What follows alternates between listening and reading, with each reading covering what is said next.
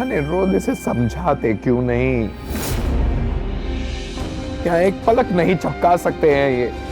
और ये लड़की बात कर रही है कि दा हाथ उठाकर इसके सर पर रखे और आशीर्वाद दे। इसे समझाते क्यों नहीं कि ऐसी जिद मत करे? धरती हिल सकती है, पर्दा नहीं।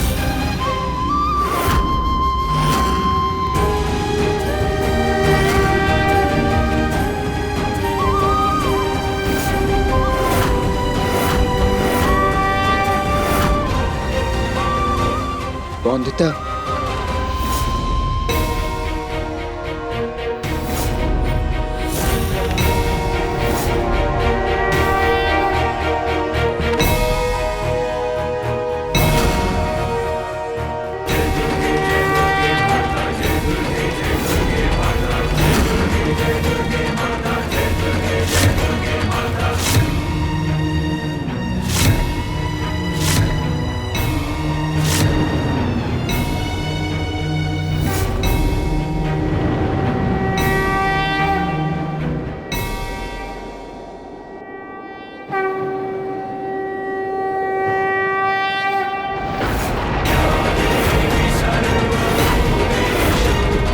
काका काका काका काका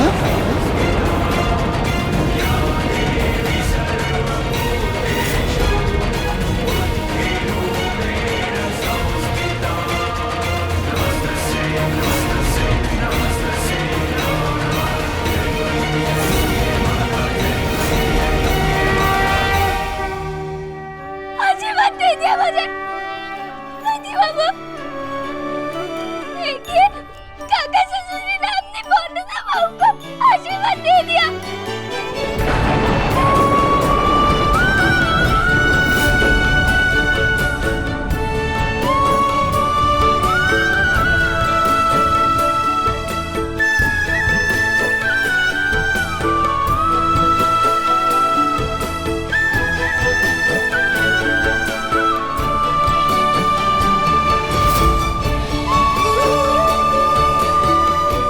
सच में वंदिता, दिल से जुड़े रिश्तों में इतनी ताकत होती कि जब एक इंसान आवाज देता है तो दूसरे को आवाज सुननी पड़ती है। और मुझे पूरा विश्वास है अब जो हम आ गए हैं, तुम आ गई हो तो काका भी जल्दी ठीक हो जाएंगे। ठीक हो जाएंगे क्या? ठीक होना होगा काका आपको ठीक होना होगा, वो भी दिवाली से पहले।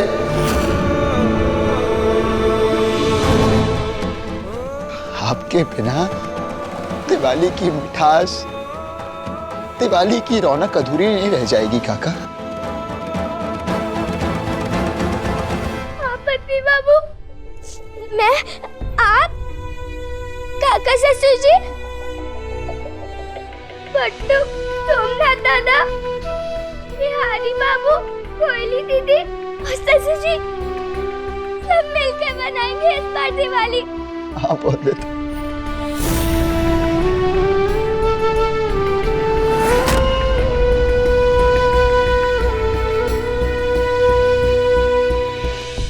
ससुर जी, काका ससुर जी का तो आशीर्वाद मिल गया मुझे। अब आप भी मुझे घर में रहने का आशीर्वाद दे दीजिए।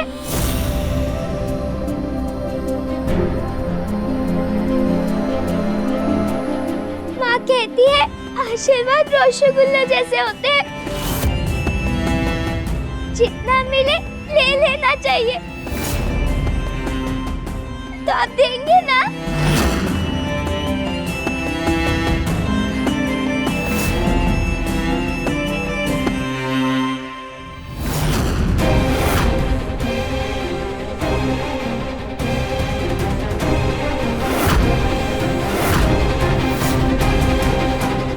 मैं काका को कमरे में ले जाता हूँ, आइए। और मैं मंदिर में दिया जलाकर आती हूँ। आप कहते हैं ना सुबह और शाम मंदिर में दिया जलाना चाहिए दुर्गा माँ के सामने। देख लीजिए काका ससुर जी, भूली नहीं है कुछ आंखें बंद है तब हम।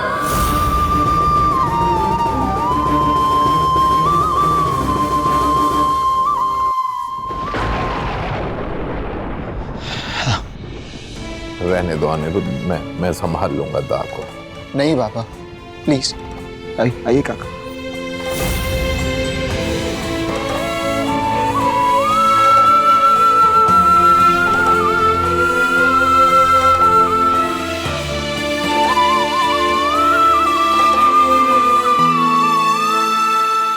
काका, कितना खुश थे आप ये जान करके मैं आपकी बहू पौधता को वापस ला रहा हूं। कहा जानता था कि आपको इस हालत में देखना पड़ जाएगा। सुनाई भी नहीं दे रहा है, क्या बात कर रहा है अनिरुद्ध से? ये आपको क्या हो गया काका? ये आपको क्या हो गया?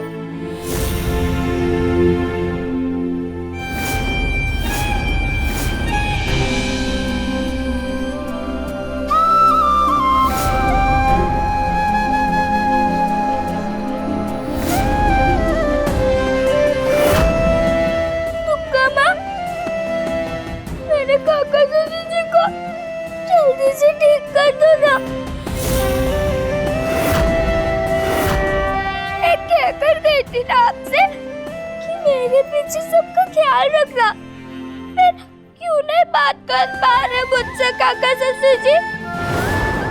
मैंने सोचा था जब मैं वापस आऊंगी तो खूब बातें करूंगी और डांट खाऊंगी काका ससुर जी से। बस पैक करवा लो इससे। पर अब छोटी सी बंधुता को कौन प्यार से समझाएगा?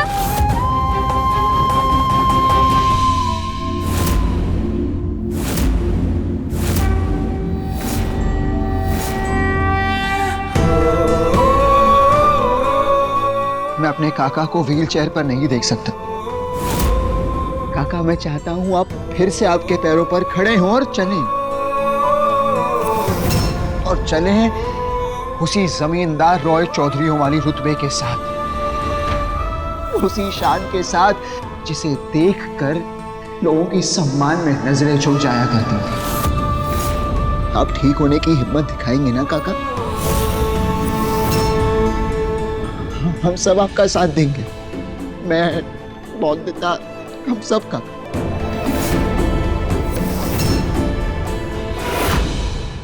बताएगा कि कैसे बनना है कुशल गृहिणी? अगर मुझसे गलती हो गई तो कौन देगा मीठी मीठी डांट बंधुता को?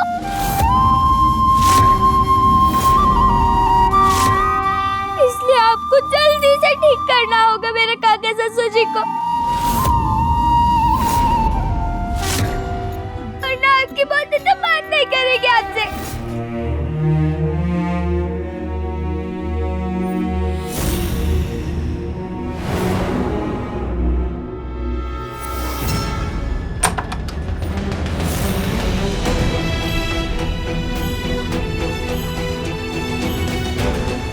बाबा, आप यहाँ? अनिरुद्ध, कुछ इम्प्रूवमेंट दिखी दा में? मतलब तुम तो लाडले हो ना उनके, तुम्हें देखते ही आंखें भी झपकाई थी। बहुत खुशी हो रही है तुम्हें घर पर वापस देखकर। हमें तो चिंता हो गई थी कि हीरामन इतनी खतरनाक जगह है, वो तुम ठीक? सही कहा बाबा आपने, बहुत खतरनाक जगह है हीरामन। वहाँ खतरा है, वहाँ दुश्मन है, और जो हैं वो आंखों के सामने हैं। वो लोग अनजान पर उनके इरादे जानता था। पर असली खतरा तो वो होते हैं ना बाबा, जो अपने चेहरे पे अपनेपन का मुखौटा लगाए घूमते हैं। उनके चेहरे तो हम जानते हैं, और उनके असली चरित्र को हम नहीं पहचानते। वो हमारे गले लगते हैं और वही हमारे पीठ पर वार भी करते हैं।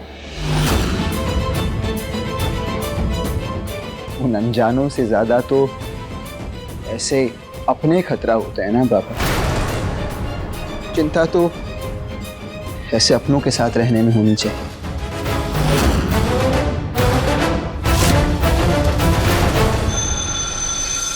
हेलो अंकल, त्रिलोचन काका ने कुछ बताया क्या अनिरुद्ध को मेरे बारे में? नहीं, कुछ नहीं कहा उन्होंने, लेकिन हाँ, बौंदिता और अनिरुद्ध को देखकर उनको जो खुशी मिली, जो हिम्मत बढ़ी उनकी, उसका परिणाम ये हुआ कि उनके हाथों में ज्यादा तो नहीं पर थोड़ी सी हलचल हुई। मुझे लगता है कि उन दोनों के आने से जल्दी ठीक हो जाएंगे त्रिलोचन दा।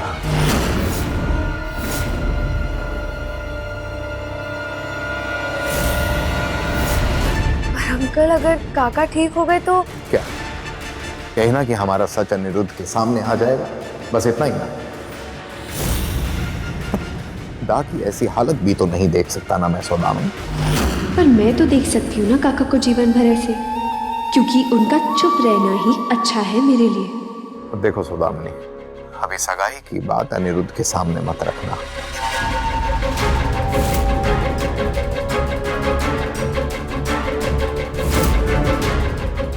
अभी घर का माहौल ठीक हो जाए, उसके बाद देखते हैं। अंकल, बौंदिता की चिंता मत करो तुम। कैसे ना करो चिंता अंकल? जानते हैं कितनी तेज है वो? बौंदिता को मेरे अंधे होने का झूठ पकड़ने में ज्यादा समय लगेगा क्या? और अगर अनिरुद्ध को मेरे अंधेपन की झूठ के बारे में पता चल गया तो धरती फटने और आसमान गिरने का इंतजार कर रही हो क्या तुम? इससे पहले कि वो बौंदिता अनिरुद्ध को सब कुछ बताए, जाओ उसके पास और उससे मिलो और उसको समझाओ उसकी क्या लगती हो तुम, वो पुरानी परी दीदी। उसके दिमाग में बिठाओ कि तुम्हें उसकी और अनिरुद्ध की कितनी चिंता है।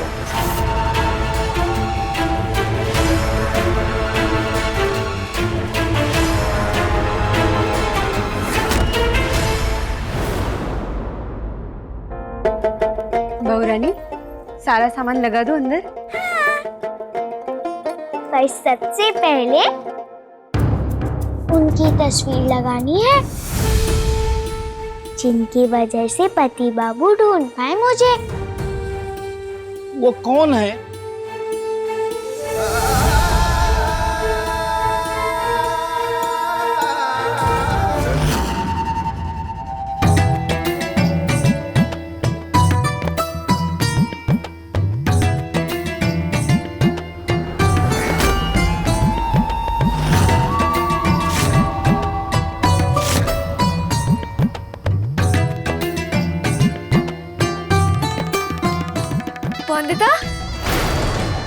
बौंदिता, तुम आ गई? मेरी प्यारी बौंदिता, पता है मुझे कितनी याद आई थी तुम्हारी, कितनी चिंता होती थी तुम्हारी। तुम सुन पा रही हो ना मुझे बौंदिता? कहाँ हो तुम? अपनी परी दीदी के गले नहीं लगोगी?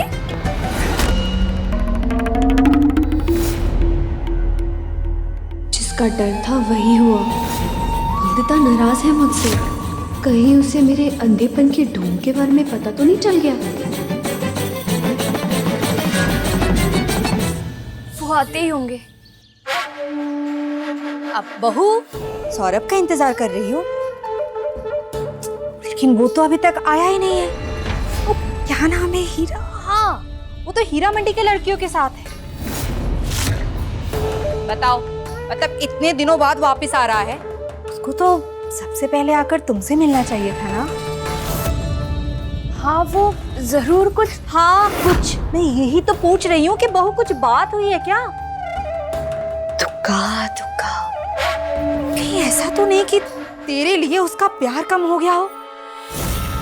नहीं, तब मैंने सुना हुआ है कि हीरा मंडी की जो लड़कियां हैं ना, बहुत खूबसूरत होती है। अरे वो लोग तो आदमियों को अपने वश में करके रखती हैं। और बहू, मैंने ये भी सुना है कि एक बार जो उनके चौखट पे चला गया, वो फिर कभी अपनी बीवी का ना हुआ। मैं आती हूँ।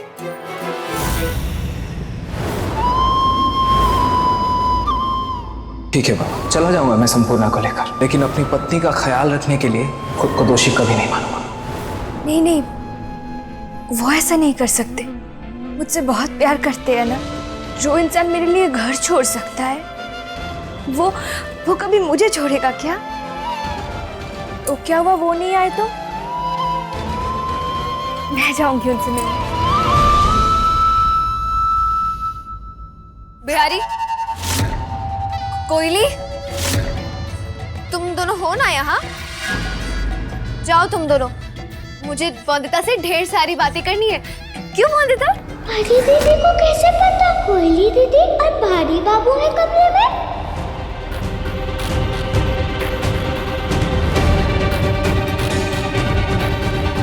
वंदिता, तुम जानती हो मैंने तुम्हें कितना याद किया। एक भी दिन ऐसा नहीं गया कि दुर्गा माँ के सामने रोते रोते तुम्हारी वापसी की प्रार्थना ना की हो मैंने। आप सच में चाहती थी कि मैं वापस आऊं? सच में मेरे लिए आप प्रार्थना करती थी? हाँ, तो तुम्हें क्या लग रहा है मैं झूठ बोल रही हूँ? अगर झूठ नहीं कह रही तो आप हीरा मंडी में मेरी मदद नहीं करती क्या? जल्दी चलाओ।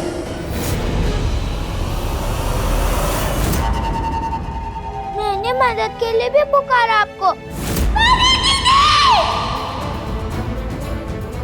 पर फिर भी आप अकेले छोड़कर मुझे चली गई। ये तुम क्या कह रही हो वंदिता? हम कब मिले वहाँ? तब जब आप हाथ गाड़ी में बैठकर हीरा मंडी से जा रही थी।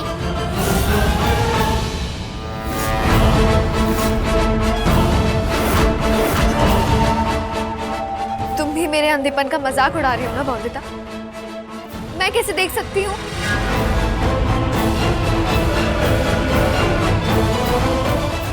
पर फिर भी मेरी आवाज नहीं सुनाई दी आपको? आपको बुलाते हुए आपके हाथ गाड़ी के पीछे पीछे भागी थी मैं।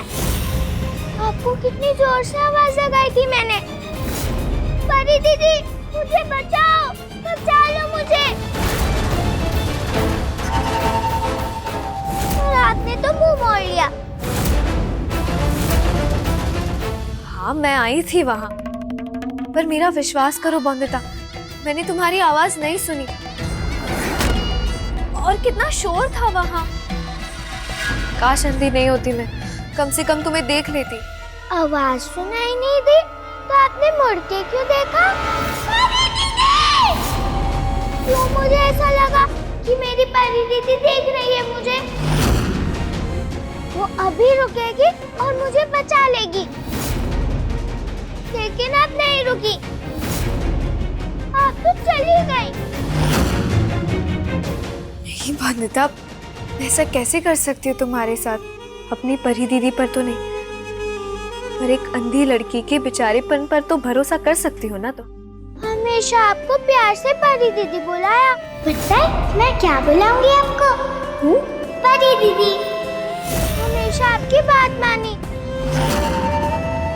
अपने मन की हर बात बताई मैंने आपको। तुम 8 साल की हो, फिर भी रात में बिस्तर गीला करती हो। मेरी माँ को कोई ताना मारे मेरी मामी की तरह तो ये बात सह नहीं पाऊंगी। मुझसे जितना बन सके उतनी मैं मदद करूंगी तुम्हारी। और जब से आपने मुंह मोड़ा है मुझसे, ऐसा लगता है कि आप मेरी वो वाली परी दीदी नहीं हो जो हमेशा अपनी बंदता को हर मुश्किल से बचाती थी। आप मेरी पहले वाली परी दीदी नहीं हो। आप कोई बात नहीं करनी बंदता को आपसे, जाइए आप।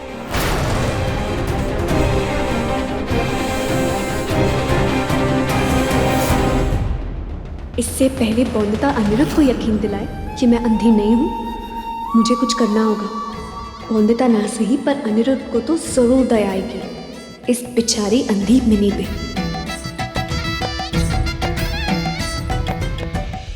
प्लीज बौंदिता, मुझे गलत मत समझो।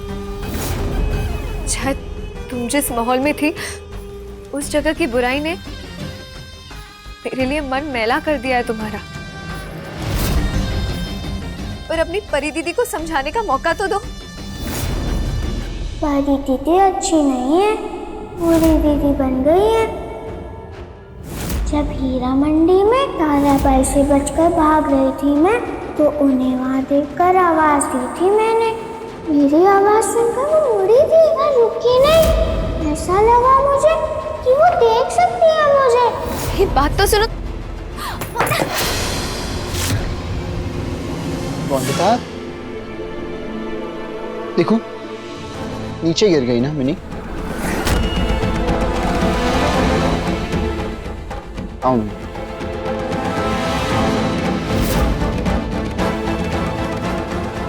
क्या चाहती हो तुम?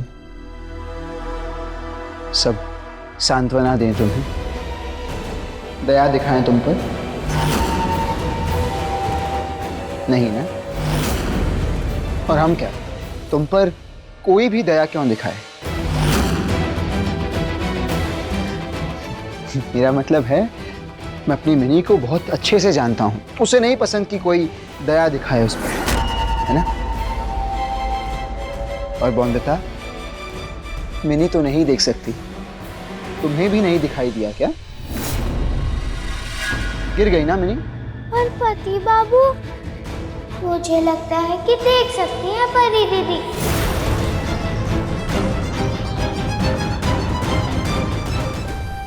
अब मैं अभागे अपनी अंधेपन का प्रमाण कहां से लाऊं? कैसे समझाऊं तुम्हें? अनिरुद्ध, तुम तो भरोसा करते हो ना मुझ पर? मिनी, मैं हमेशा से सच पे विश्वास करता आया हूं। हमेशा से मेरा मानना यही रहा है कि एक छोटी सी बात से भी रिश्तों के बीच का भरोसा टूट सकता है।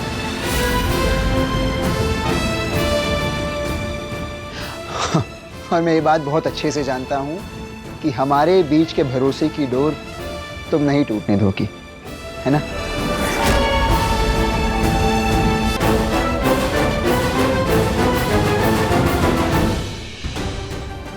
शुक्र है, अनिरुद्ध को अभी भी भरोसा है मेरे अंधेपन पर।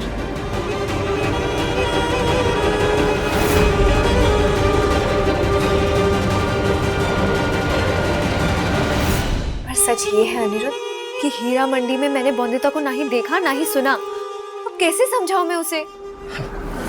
नहीं, वंदिता छोटी सी बच्ची है, कोई जज या बैरिस्टर थोड़ी कि उसे प्रमाण की जरूरत हो। कोई गलतफहमी भी तो हो सकती है ना उसे। याद है तुम्हें, वंदिता हमेशा सबसे यूं गले पर हाथ रखवाती है और कहलवाती है शौती। और जब तक कोई शौती नहीं कहता, भरोसा नहीं करती हूं। तो वंदिता के लिए ही मेरे सर की कसम खाओ और कह दो कि तुमने वंदिता को हीरा मंडी में नहीं देखा था और ना ही वंदिता की आवाज सुनी थी।